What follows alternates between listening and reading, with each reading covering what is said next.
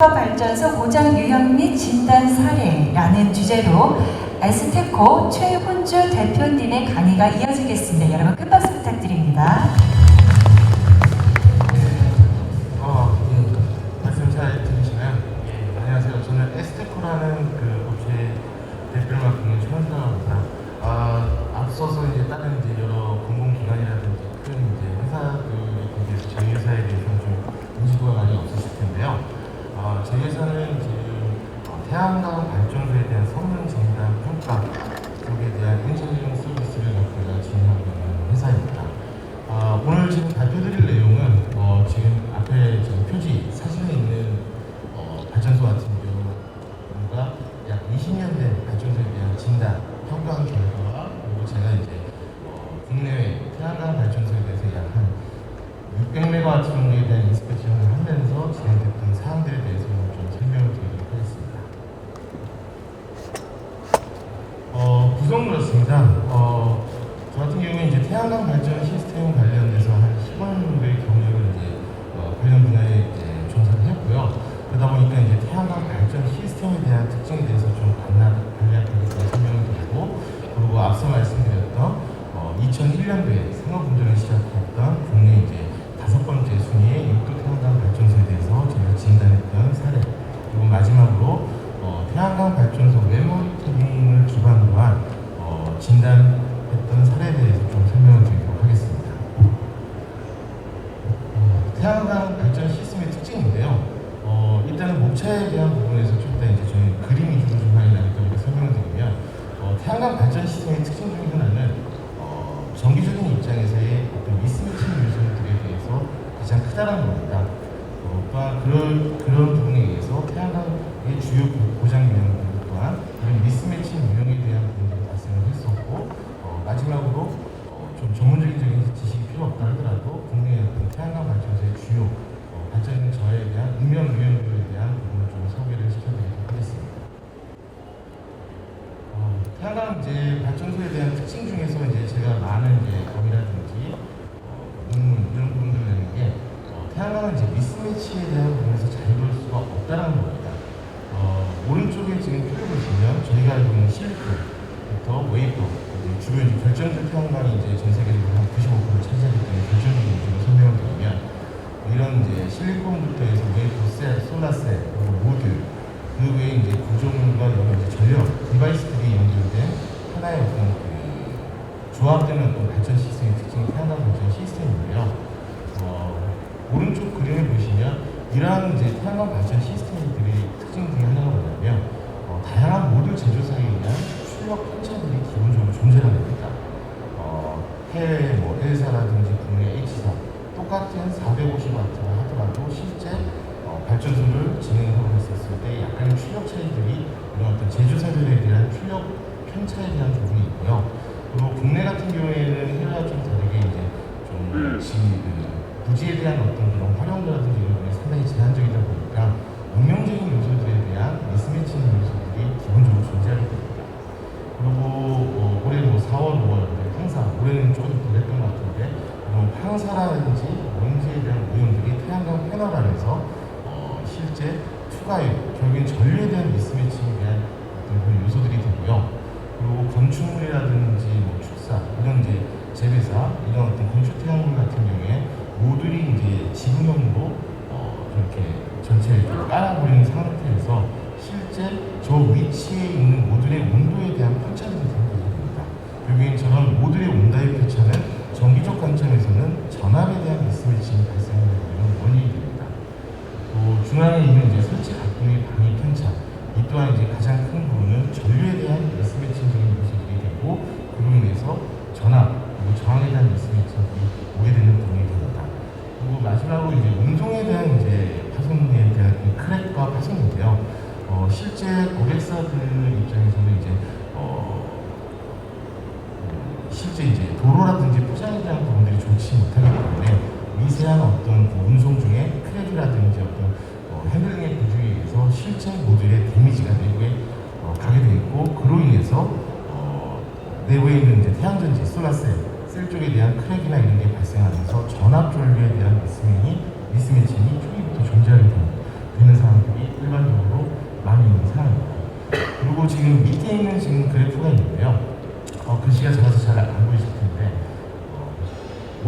왼쪽에 있는 그래프 같은 경우에는 온화한 기후대에 있는 국가에서의 결정적 태양광 모델의 주요 고장 요소에 대한 부분들이 나타나는 거고, 오른쪽에 있는 것 같은 경우에는 좀 이제 추운 지역에서 나오는 결정적 태양광 모델의 주요 고장 요인입니다.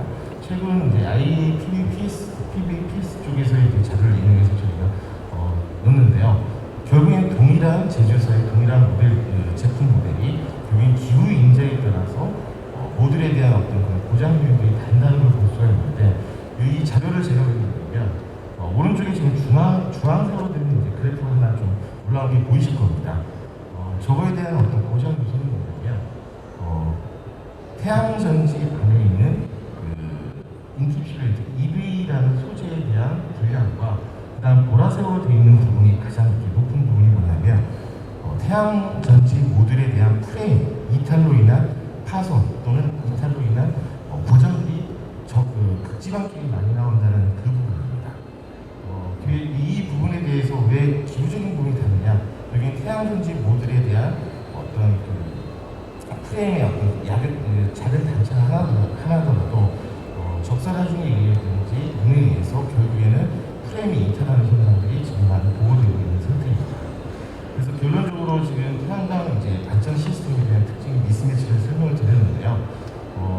간단하게 이렇게 말씀드리면 태양광 발전 시스템은 태양전지, 솔라셀, 그리고 이런 솔라셀들이 하나의 이제 PV 모듈을 이루게 되고 여러 PV 모듈이 직병렬, 그리고 이것들이 이제 인버터를 통해서 결국에는 개통으로 연결되는 구성이 되어 있는데, 이 하나의 작은 솔라셀부터 인버터까지 가는 여러 요소들이 결국엔 미스매칭적인 요소가 얼마나 잘 초기부터 설계가 되고 잘 운영이 되느냐가 결국엔 상당히 많은 발전을, 그러니까 건실한 발전소를 짓는데 중요한 요소가 될 수 있다고 보시면 될 것 같습니다. 그래서 이제 제가 여러 태양광 발전소들을 진단을 해보는 결과 실제 모든 태양광 발전소는 초기에 해당 발전소의 최대 출력량은 이미 결정이 되어 있습니다. 최근에 100kW짜리 발전소들이 상당히 많은데요. 그러한 100kW짜리 발전소가 실제 맥시멈으로 낼 수 있는 게 93kW일지 95kW일지 96kW일지는 그 해당 지역의 기후적인 인자를 고려하지 않고라도 어떻게 이런 미스매칭적인 요소를 잘 해결했느냐에 따라서 결국에는 초기에 최대 출력은 이미 결정이 된다는 게 좀 시사는 바라고 보시면 될 것 같습니다.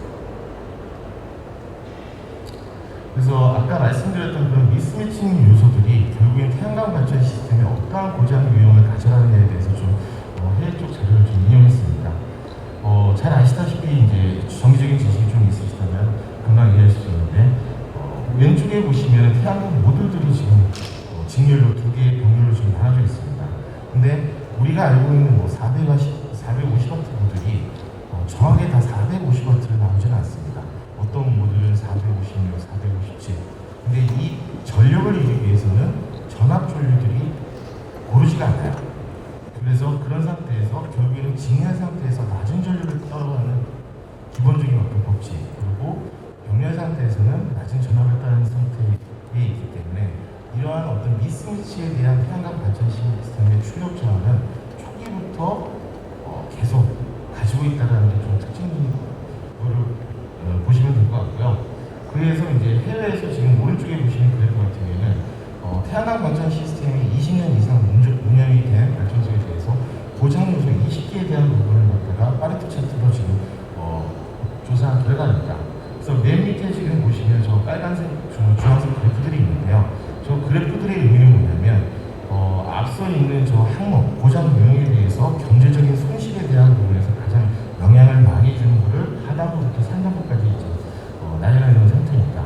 근데 재밌는 사실은 보시면은 가장 많은 어떤 그 발전량 손실과 어떤 비용에 대한 어떤 그 손실을 주는 요소들이 밑에 우선 보시면 전기 결선, 그 다음에 인버터 이런 식으로 되어 있는데, 태양광 모듈에 대한 부분이 이 지금 차트에 보면 총 6개의 항목이 있지만 전체 손실에 대한 부분이 저런 정기적 결선의 어떤 화재, 사건이라든지 문제로 인한 것보다는 상당히 적다는 걸 보실 수가 있겠고요.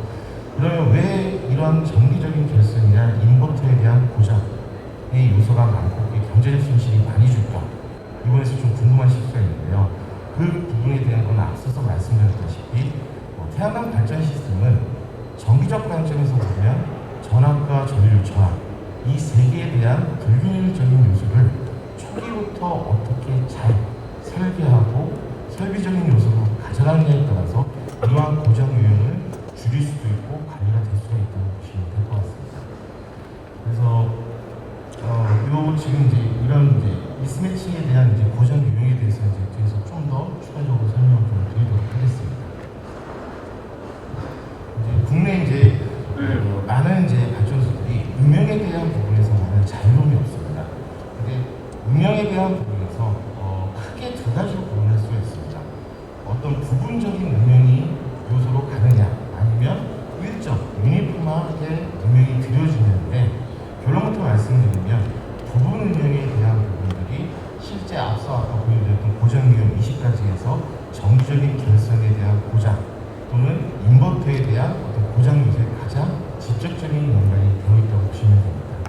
그래서 지금 밑에 있는 그래프들은 부분 운명과 유니폼한 운명에 대한 어떤 출력 손실들을 나타내고 있는 거고요. 지금 맨 하단에 지금 오른쪽에 있는 그 그래프 같은 경우에 전압 조율, 결국에 이 둘을 보면 파워가 되겠죠. 보시다시피 유니폼한 운명보다는 부분 운명에 대한 출력이 실제 많은 저하를 가져간다는 걸 보실 수가 있게 됩니다. 요거 같은 경우는 이제 100kW짜리 분양을 받으신 사업주가 이제 저희 쪽에 이제 진단을 요청해 주셔서 진행했던 상황이고요. 좌측에 보시면 저 노란색 박스, 전선 박스에 있는 운명, 저 있는 사업주분께서 본인의 이제 지인을 데리고 오셔서 뒤에 있는 저 운명이 저 보이는 발전소를 두 분이서 이제 가지게 되시는데, 먼저 이제 분양업체에서 분양을 받으셨던 사업주 같은 경우에 저 뒤에 있는 발전소가 분명히 운명이 되는 부분을 알고 앞에 있는 발전소를 선택을 했었는데도 불구하고 발전량이 뒤에 있는 발전소와 비슷하거나 또는 계절적으로는 안 나오는 부분 때문에 이제 저희한테 진단이 왔던 케이스입니다. 근데 보시다시피 실제 이제 드론으로 촬영했던 이제 실화상하고 우측에 보시면 지금 열화상을 보시면 저 노란색 전선 박스에 약 손가락 2마디 정도에 대한 운용으로 인해서 지금 열화상 상태에서 보시면 좀 주황색으로 지금 다 바뀐 게 보이시잖아요. 저 전체 스트링이 발전을 못하는 상태가 되어 있는 거라고 보시면 됩니다.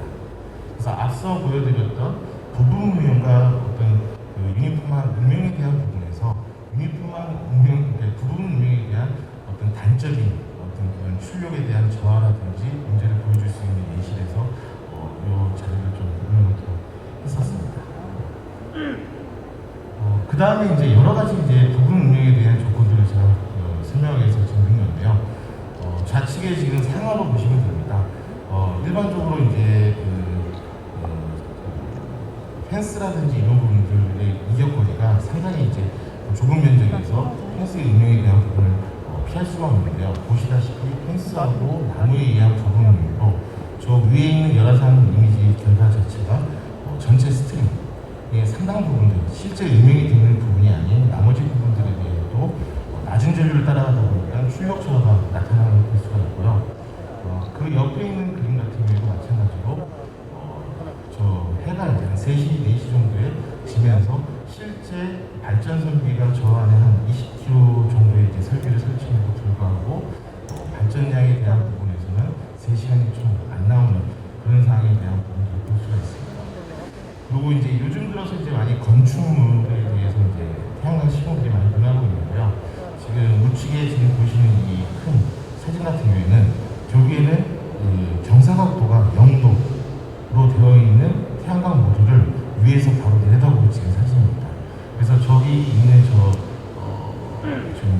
부분은 물 웅덩이 같은 부분, 물이 지금 보여서 지금 저렇게 된 부분이고, 결국에는 저런 부분에 의해서 해당 태양광 발전소에 대한 출력 저하, 그리고 무선, 그다음 전기 합선에 대한 부분에서 계속적인 문제들이 나왔던 케이스였습니다.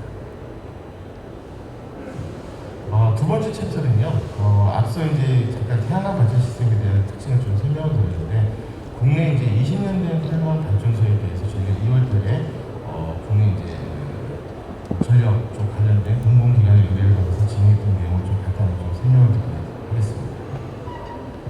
해당 발전소는 총 이제 96km 설정, 96km로 발전소가 이루어져 있고요. 두 번에 나눠서 시공이 됐습니다. 첫 번째 60kW급에 대한 태양광 발전소는 2001년 12월 달에 이제 사업 운전을 시작을 하게 됐고요. 두 번째 2차 36kW 같은 경우에는 2009년 4월에 발전을 시작하게 되었습니다. 그래서 1차에 들어간 태양광 모듈은 국내 S사항 제품 60W 제품이 그 1,500장이 1,005장이 이제 설치가 됐었고, 2차 이제 2005년도에 설치된 태양광 발전 시스템에 들어간 모듈은 일본 이제 K사 제품 80W짜리가 450장이 들어가서 두 개의 모듈로 100kW급이 구성돼서 약 15년에서 20년 동안 운영이 됐던 케이스였습니다. 근데 여기서 좀 아셔야 될 게 뭐냐면, 해당 발전소의 설치 형태는 일반적으로 나대지 설치 형태하고, 그 다음에 지금 건물, 이 전기실 쪽입니다. 이에 설치된 형태가 있는데요. 이 태양광 약 100kW급에 대한 발전 시스템과 디젤 발전기 두 기가 이 섬 지역의 전체 전력을 책임지고 있던 상황이었고요. 저희한테 이제 해당이 그 섬에 대한 부분에서 진단이 왔던 이유 중 하나가 뭐냐면, 실제 96kW의 발전소가 발전량 자체가 50kW 수준으로밖에는 발전이 안 되면서 실제 디젤 발전기가 보조로서의 역할을 하는 게 아니라 메인으로서의 역할을 하는 그런 상황들이 6년간 지속되다 보니까 실제 발전소에 대한 진단이 요청이 오게 됐던 상황입니다. 그리고 또 추가적으로 하나 말씀드리면, 지금 1, 2차 태양광 발전소라고 해서 나대지라고 썼던 지금 사진을 보시면 양쪽 사이드, 메인대에 보시면 태양광 모듈에 대한 색깔이 좀 다름을 알 수가 있으시잖아요.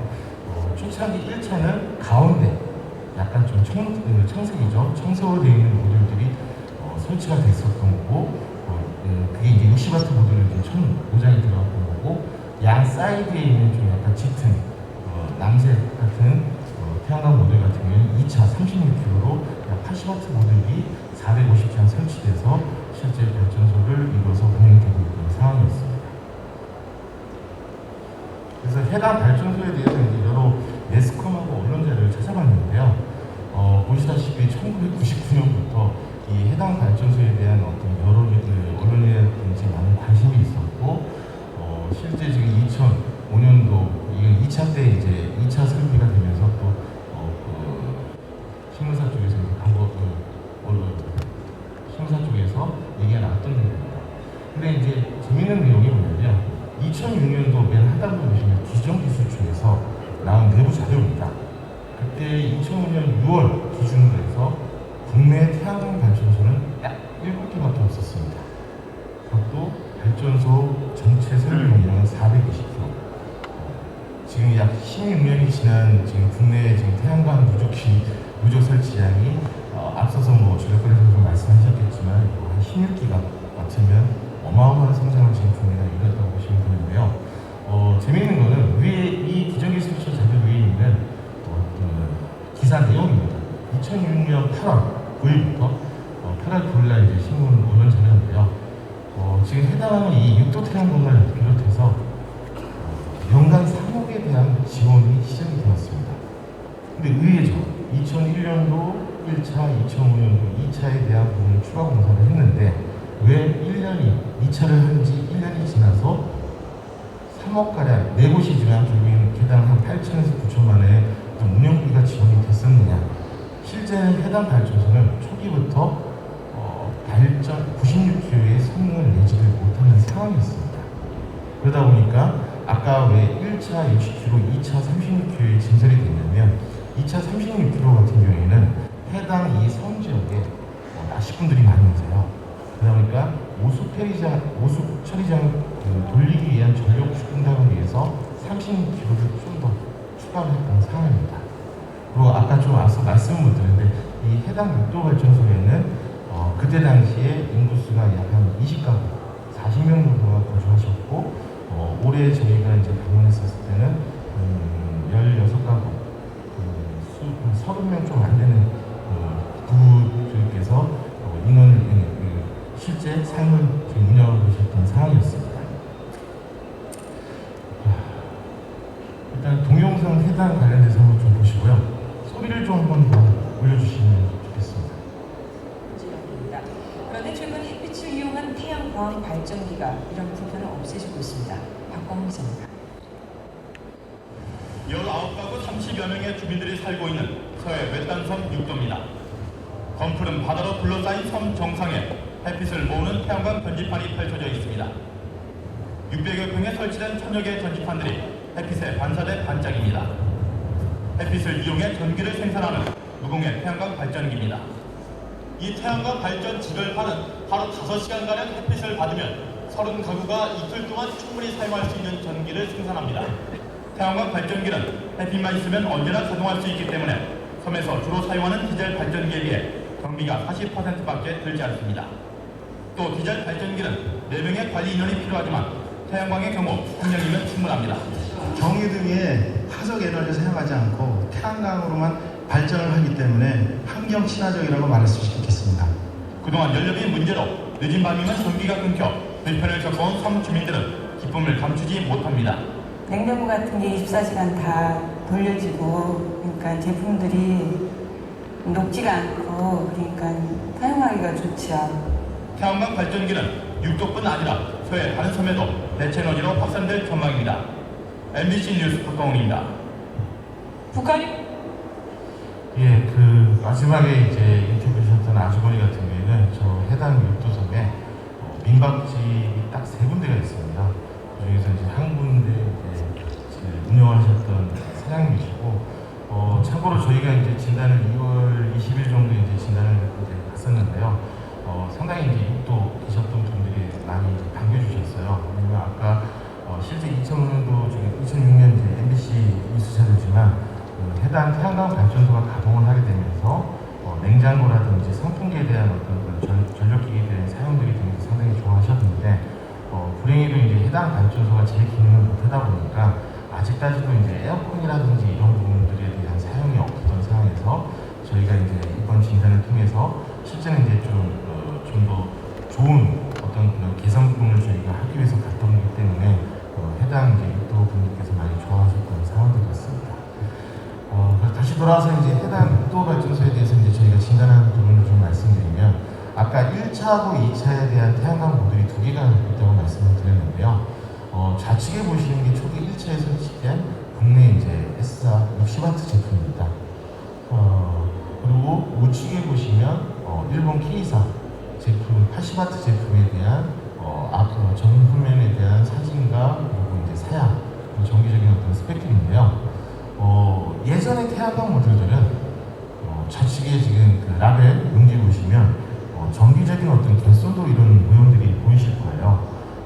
옛날 태양광 모듈들은 지금 같은 어떤 태양광 모듈에 있는 정션 박스, 단자함이라고 얘기하는데 그런 것들에 대해서 한만 제공을 하지 내부에 있는 다이오드라든지 어떤 선로에 대한 부분을 제공하지 않고 해당 발전 시스템을 만들 때 그에 맞춰서 결선을 하게끔 하다 보니까 저런 형식에 대한 부분으로 표기가 되어 있었습니다.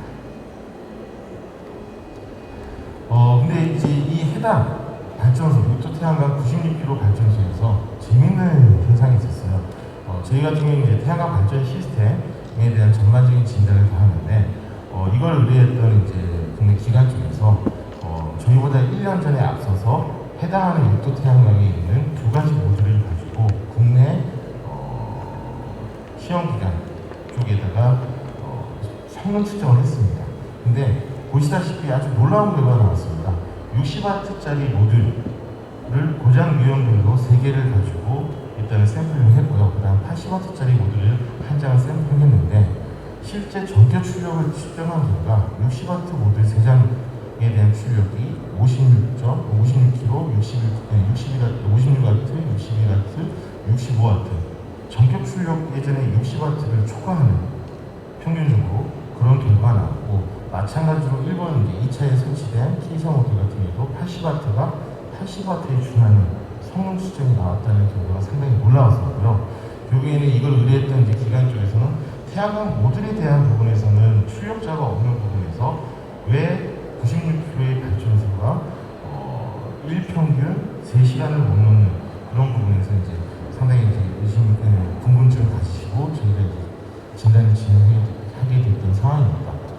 그리고 추가적으로 지금 위에 이제 검은색 사진들이 있는데 이거는 이제 EL이라는 측정 방법이고요. 해당하는 모듈에 역으로 이제 바이어스를 입력을 해서 내부의 어떤 크랙이라든지 그리고 전류에 대한 어떤 그런 흐름이라든지 이런 걸 보는 건데, 보시다시피 약간의 좀 전반적인 박함이 어두운 점도 있지만은 단선과 크랙이 보이지 않는 만큼 좀 깨끗한 상태로 확인이 됐던 상황이 있습니다. 자, 그러면은 이 해당 20년 된 발전소가 왜 그런 96kW가 아니라 50kW급의 발전소를 넣는지에 대해서 이제 저희가 진단한 내용이고요. 보시다시피 지금 왼쪽 상단에 보시면 해당 발전소는 경사각도가 36도로 설계가 되어 있었습니다. 근데 문제는 뭐냐면 36도의 설치 각도에 대비했었을 때 모듈과 모듈 앞뒤에 대한 이격거리의 부족으로 인해서 항상 운명이 발생할 수밖에 없게끔 설계가 되어 있었던 게 특징이고요. 그리고 주변에 아까 뉴스데스크 MBC 동영상에서 보시면 주변에 원래는 나무라든지 없이 이렇게 깨끗했던 상황들이 실제 관리 이력이 있었음에도 불구하고 지금 이제 시간이 지나면서 주변에 이제 나무나 이런 것들이 커지면서 결국에 나무로 인한 음영 발생, 앞서서 얘기했던 부분 음영들이 계속 존재하게 됐던 상황들, 그리고 마지막 이제 전기실 쪽에 건축물로 되어 있던 태양광 발전 설비 같은 경우에 실제 지대가 좀 낮은 데 설치가 되어 있습니다. 그러다 보니까 실제 일조 시간 자체가 8시부터 5시까지 일조 시간을 받지를 못하는 상태에서 지속적인 음영으로 발생을 하다 보니까 출력 저하에 대한 부분을 저희가 발생에 대한 원인을 이걸로 예측할 수가 있었고요. 그래서 해당 발전소에 대한 부분에서 일단 음영적인 어떤 입지환경 분석과 출력 측정 하는 거 이외에 저희가 이제 여러 상 지름을 통해서 모듈 개별적인 어떤 그런 고정 요소를, 고장 유형을 저희가 파악을 했습니다. 근데 놀랍게도 해당 발전소의 모듈 고장은 지금 보시다시피 얼마 되지가 않아요. 전체 1,405장 중에서 저 정도의 약 3.1%에 대한 고장률을 가져왔다는 것 자체가 상당히 놀라웠고, 결국에는 모듈의 어떤 출력자로서 이 발전소가 제 기능을 못하는지 악용을 또 확인할 수 있었던 상황이었습니다. 그리고 이제 저희가 이제 해당 발전소에 대해서 이제 입지 환경 분석 중에서 이제 음영 분석을 저희가 진행을 했습니다. 그래서 좌측 상단에 보시면 태양광 지금 해당 나대지에 설치되어 있는 발전소의 저 빨간색 마크에 있는 부분들에 대해서 저희가 음영 분석을 했고요. 밑에 있는 표는 100이라는 숫자가 많이 되면은 음영이 전혀 없답니다. 근데 100 이하가 될 경우에는 해당 동지, 하지, 연평균 그만큼의 손실이 존재한다고 보시면 되는데, 지금 음영 분석 결과 연평균 약 한 85% 정도에 대한 부분에서 음영 요소, 약 15%의 음영 요소가 항상 존재함을 알 수가 있었던 상황이었습니다. 그리고 또한 이제 재밌는 상황 중에 하나가 뭐냐면, 좌측 상단에 보시면 솔링에 의한 모듈 하단부 음영 발생이라고 써 있는 사진이 있습니다. 지금 이제 해당 발전소는 1차, 2001년도에 1차, 그 다음에 2005년도에 2차 태양광 발전소를 설치하면서 두 가지 모듈에 대한 부분에서 세로 배치하고 가로 배치 형태가 두 가지가 또 존재가 됐습니다. 근데 재밌는 현실은 뭐냐면 1차 때 설치했었던 60W 모듈 같은 경우는 세로 설치를 했는데요. 해당 모듈의 위아래, 상단, 하단에 프레임, 알루미늄 프레임부터 셀까지 이격거리가 상당히 넓은 확인할 수가 있었고요. 2차 2005년도에 설치했던 일본 이제 80W 제품 같은 경우에는 가로 배치를 했는데 불행하게도 셀과 알루미늄 프레임의 이격거리에 여백이 없다는 걸 확인할 수가 있었던 상황이고, 결국에는 경사각도가 36도에도 불구하고 먼지에 의한 소일링이 발생했을 때 저 알루미늄 프레임을 기반으로 해서 소일링이 이제 퇴적이 되면서 결국에는 셀 쪽에 이제 여러 쉐이딩이라든지 어떤 발전 저하를 이루는 설계를 했다는 걸 확인할 수 있었던 상황입니다. 그리고 상단 이제 우측에 보시다시피 앞서 말씀드렸다시피 앞뒤 이격거리가 없는 거 플러스 뭐냐면 1차, 2차 발전소를 하면서 구조물 간에 정확하게 이제 배열을 받지 못하다 보니까 동서 간의 단차가 발생하게 됐습니다. 그래서 아침, 점심, 저녁 이제 이때 서로의 어떤 그런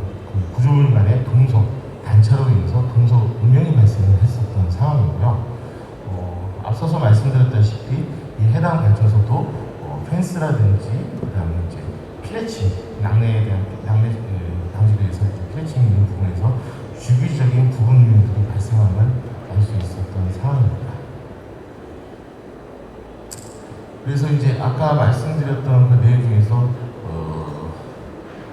태양광 모듈에 대해서 이제 고장에 대한 부분 좀 더 디테일하게 좀 봤는데요. 약간의 이제 황등이라는 부분이 있습니다. 이게 뭐냐면 태양광 모듈이 좀 투명 또는 좀 클리어해야 되는 부분에서 우리끼리 해지는 상황이 있는데요. 그건 이제 자외선에 의해서 이제 내부에 있는 고분자 폴리머 구조에 대한 어떤 그 시트, EV 시트가 좀 환경이 되는 내용인데 실적인 발전 출력에는 큰 영향을 주지 않더라도 환경이 되는 상태를 확인할 수가 있었고요. 놀라운 건 뭐냐면 제일 위에 상단에 있는 우측입니다. 지금 태양광 모듈 프레임과 태양광 모듈 하단부에 지금 이렇게 뭔가 흘러내리는 자국들을 보실 수가 있는데요. 구조물 중에 저거는 해당 모듈에 있는 그 버스바 리버 내부에 이제 전기적인 어떤 그 선로인데 그쪽 부분과 저 백시트 에바 쪽을 있는 부분에서 전기가 새어나오면서 구조물을 타고 나오는 현상들을 확인할 수가 있었습니다. 근데 앞서서 보여드렸던 저런 이제 소일링이라든지 하단부의 유명에 대한 부분에서 지속적이 발생이 되면 지금 저런 저련이 파괴되는 특성들이 나오게 되는데요.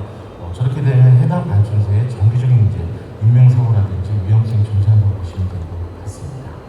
그리고 하단부에 앞서서 말씀드렸던 라벨의 예전의 모듈 같은 경우에는 지금 같은 정션박스의 어떤 그런 다 획일화된 구조가 아니라 해당 발전 시스템의 설계에 맞게끔 결선을 하게 되어 있는데요. 내부 모양이 저렇게 되어 있다고 보시면 되고 앞서서 말씀드렸던 태양광 모듈 이제 고장에 대한 3.1% 중에서 약 한 1%가량이 저 단장에 있는 볼트가 풀어지거나 느슨하게 됐던 부분으로 확인했고 현장에서 저희가 이제 재조임을 하면서 해당 모듈의 고장 유형이 해당 고장 유형이 아니면 이제 확인했던 상황입니다.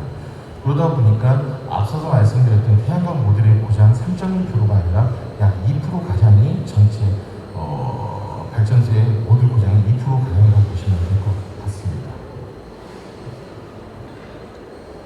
그래서 이제 아까 이제 보여드렸던 이제 입지 환경 분석과 이제 모듈에 대한 유관 검사를 했었는데요. 근본적으로 이제 해당 접속반이라든지 정기적인 검사를 이제 했던 내용입니다. 근데 이 해당 발전소의 접속반은 총 5개로 구성이 되어 있습니다. 1차 3개, 2차 2개. 근데 내부의 이제 관리 상태라든지 이런 부분은 상당히 깨끗함이 맞나 깨끗함을 확인했었으나 일부 이제 단자의 부식이라든지 예전에 지금은 쓰고 있지 않지만 접속반은 이제 브로킹 다리우드가 번트가 된다든지 이런 현상들에 대해서 일부 확인을 했었고요. 실제적인 이제 정기적인 출력이라든지 이런 걸 측정을 하기 위해서 저희가 진행했는데 앞서 말씀드렸다시피 총 5개의 접속반 중에서 1차에 속해 있는 3개의 접속반 A1, A2, A3에 대한 부분에서 각 채널별로 저희가 정기적인 어떤 출력 추정을 했었는데요. 보시다시피 1차에 측정한 거에서는 총 12개 채널이 실제 발전을 이루지 못하는 걸 확인했었고 2차 36km로 구성된 태양광 발전 시스템에 속해 있는 2개 접속반에서는 약 11개에 대한 부분에서 출력이 발전을 하지 않는 것을 확인할 수 있었습니다. 그래서 전체 이거를 이제 96km 발전소라고 하지만 실제 31%에 대한 그러니까 23개에 대한 채널에서는 발전을 못하고 있는 결국엔 출력 손실이 약 31%가 일단 접속반 쪽에서 나지 않는 것을 확인할 수 있었던 상황입니다.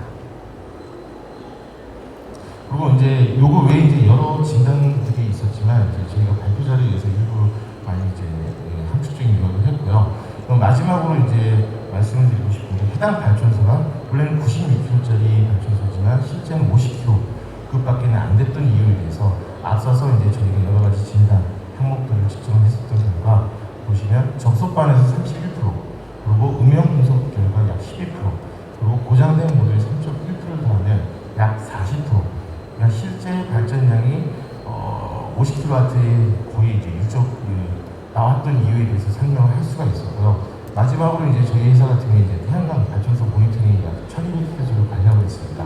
그래서 해당 지역과 가장 인근 지역에 대한 발전소에 대해서 2020년 1월부터 12월까지 평가한 결과 정확하게 발전 손실에 대한 정상 대비했을 때 발전 손실이 약 60% 수준임을 확인할 수 있었던 상황이었습니다. 이제 마지막으로 이제 앞서서 이제 20년 된 태양광 발전소를 보여드렸는데요.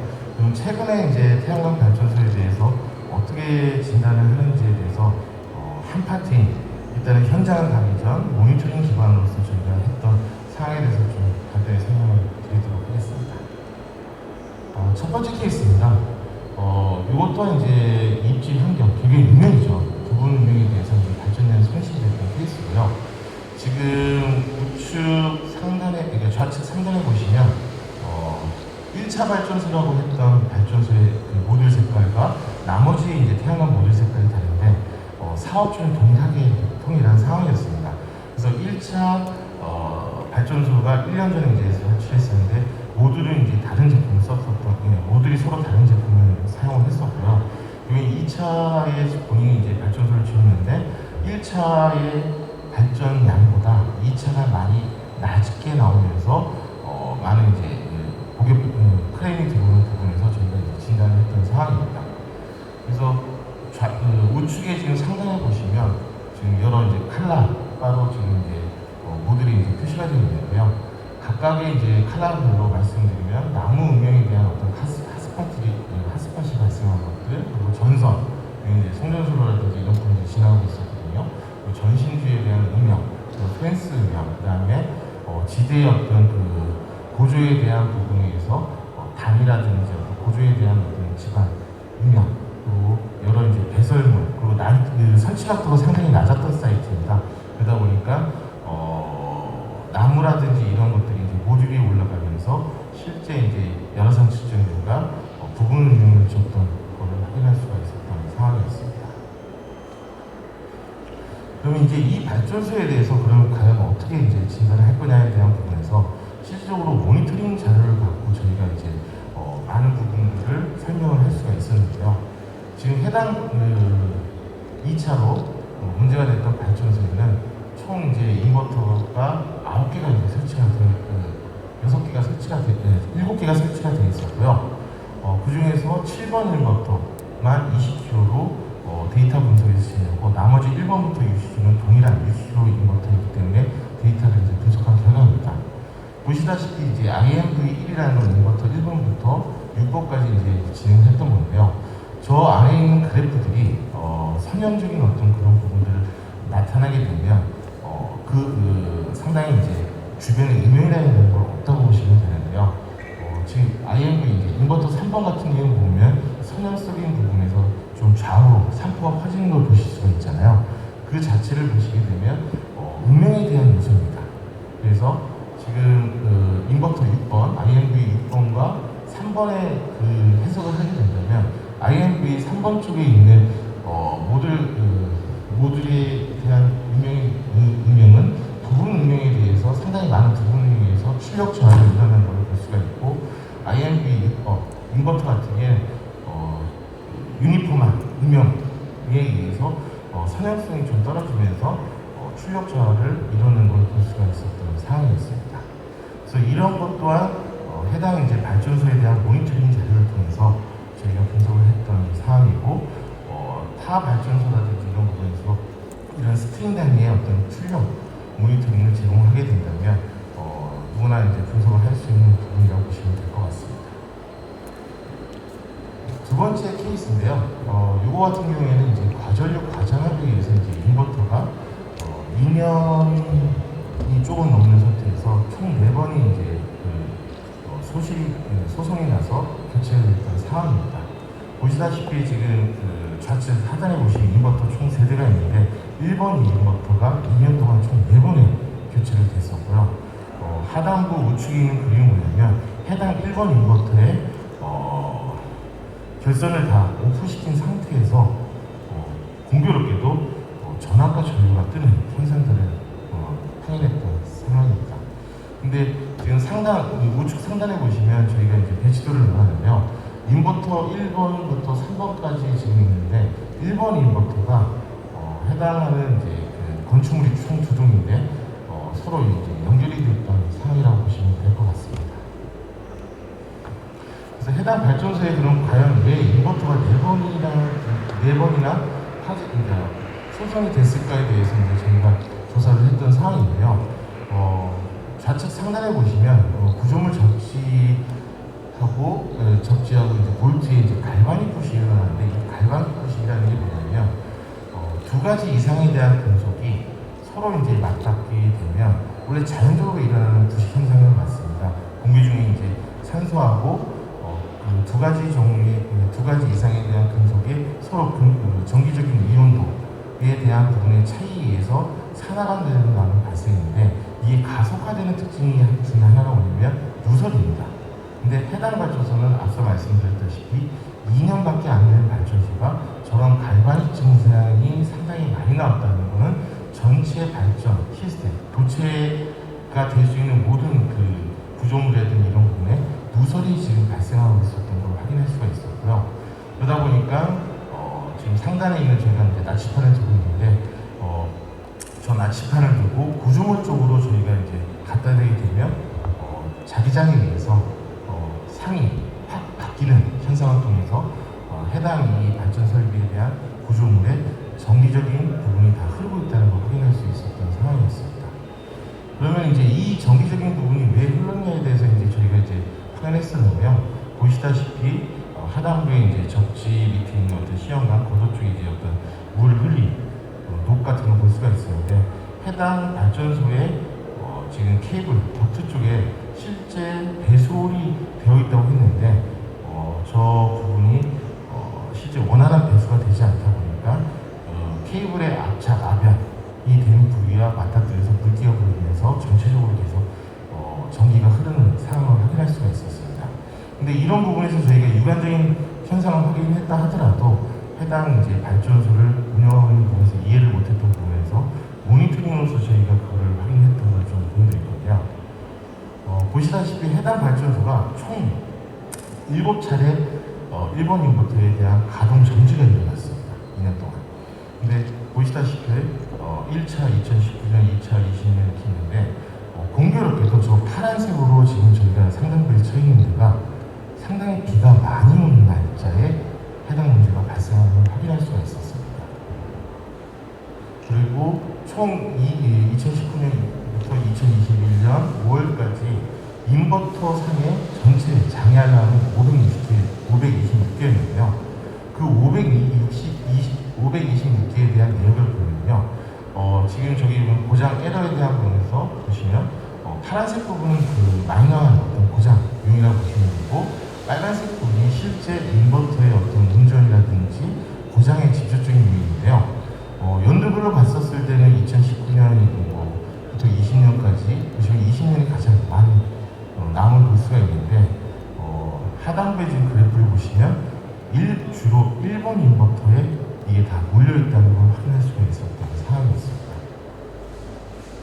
그러다 보니까 해당 인버터에 지금 이제 여러 고정 코드 중에서 F07, F9번, 10번, 20번 이런 부분에 의해서 결국에는 저 발전소의 일본 인버터가 4번 이상 소송이 되면서 확인이 됐던 상황을 확인할 수가 있었고요.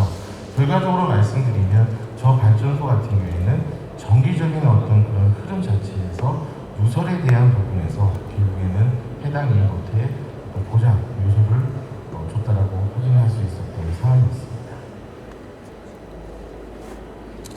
그리고 세 번째는 아까 그래서 이제 다음 내용을 말씀드리면 앞서서 제가 오늘 이 발표 전에 이제 부분 운명에 대해서 말씀드리는데요. 실제 전신주 변압기 이 부분에서 많은 이제 발전소들이 이제 출력에 대한 모습을 보고 있는데, 그걸 상당히 간과하시는 분들이 많은 상황에 의해서 좀 이 케이스를 소개를 하게 됐습니다. 그래서 보시다시피 좌측 상단에 있는 사진을 보시면 그게 이제 해당 발전소에 대한 상황이었고요. 저희가 이제 음역 분석 장비로 저 위치, 여러 위치들을 이제 측정한 것 중에서 저 위치에 대한 측정한 거를 잠깐 보여드리면은 운영 분석 결과 녹색 그래프가 이렇게 쭉 튀는 부분들이 전신주에 의한 부분 운명이라고 보시면 될 것 같습니다. 근데 해당 발전소 같은 경우에는 태양광 인버터 중에서 이제 모듈 단위의 전력 변환을 할 수 있는 이제 인버터를 선택을 하다 보니까 실제 운명이 지는 모듈에 대한 출력 저하가만 이루어지고 나머지는 발전량을 이제 끌어낼 수 있는 그런 시스템을 정리했던 케이스에서 좀 어떤 거고요. 보시다시피 시간 단위로 저 전신주의에서 유명해졌었을 때 지금 그 우측 상단에 보시면 그래프는 해당 모델의 발전 그래프입니다.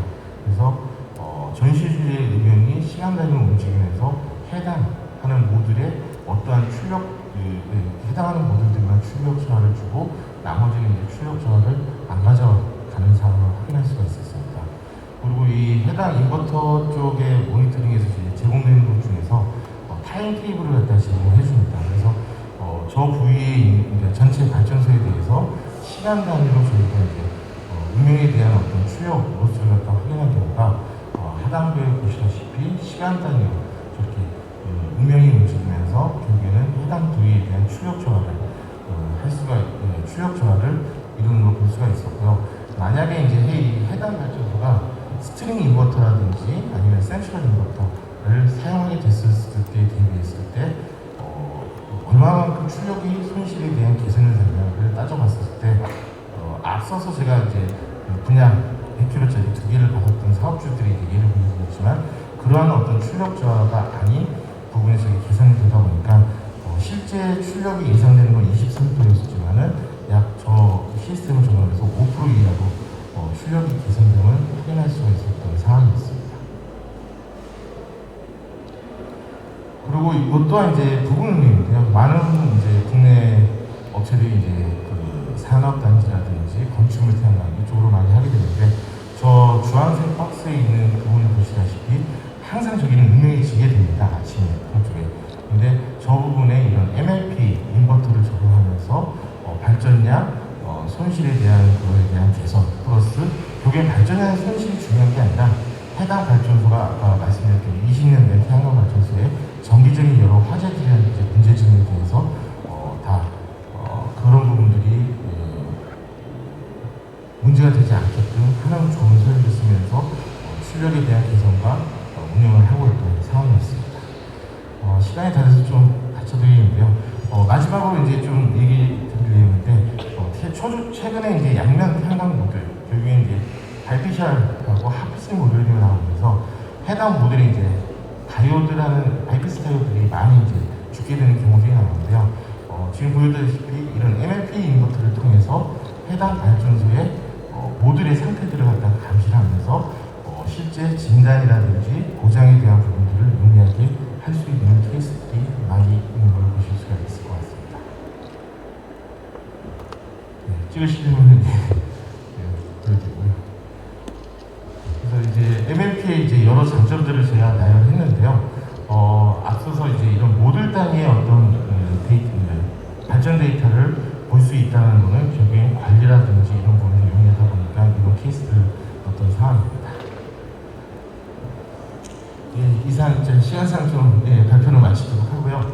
혹시 질문 사항 있으시면 한 가지만 받고 마무리하도록 하겠습니다. 없으신가요?